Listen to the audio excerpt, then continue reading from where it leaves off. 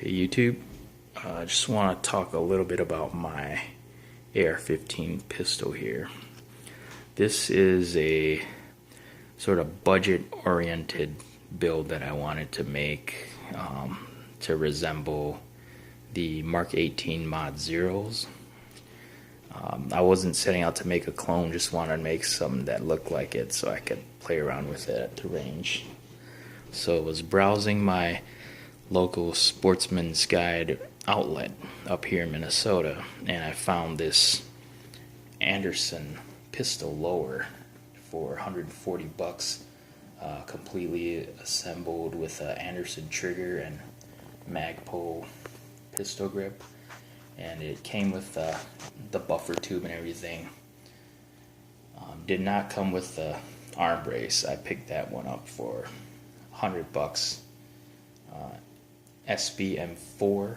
Originally I was going to go with the Shockwave blade, but I just really like the look of this, so I paid the 110 bucks and got this. I would say this is the only piece on here that wasn't budget oriented, but I couldn't live without it, so I had to get it. But yeah, these Anderson lowers have been pretty nice. The anodizing is pretty good. These safety controls have very positive clicks to them with no slop, unlike some of the builds I've done in the past. It's pretty nice. The trigger here is like a nickel trigger. It feels pretty crisp. I would say they're slightly above the milspec triggers. It's a little bit nicer than milspec. But yeah, that was the lower. Then I went over to Palmetto State Armory, and they usually have deals on these Black Nitride 10.5-inch uppers for 169 bucks without the bolt carrier group and charging handle. So this was 169 bucks for the fully assembled upper, free shipping, and then I just threw on this cheap eBay quad rail so I could throw on some Knights Armament covers.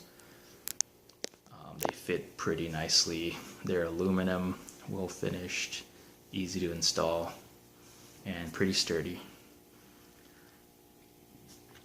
For the bolt carrier group and charging handle, I had a spare milspec charging handle laying around from my past rifle, so I threw that on. But the bolt carrier group, it's a Toolcraft Black Nitride BCG that I got for 70 bucks.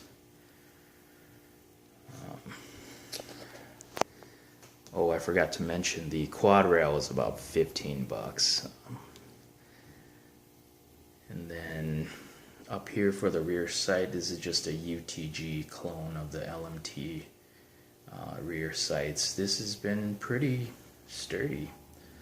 It's well finished. The rear aperture sight it's on there pretty nice and doesn't have slop like some of my old Bushmasters and Colton rifles do.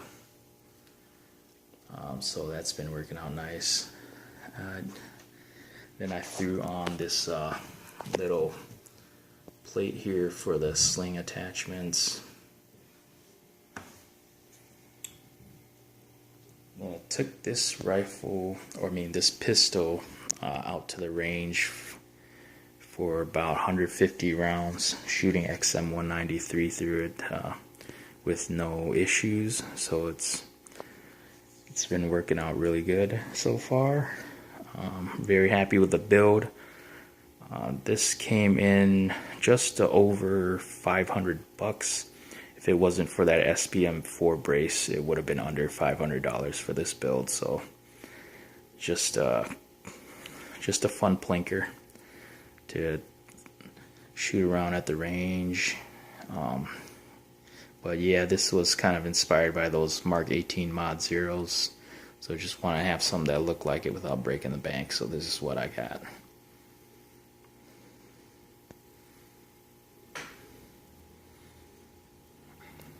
Thanks for watching.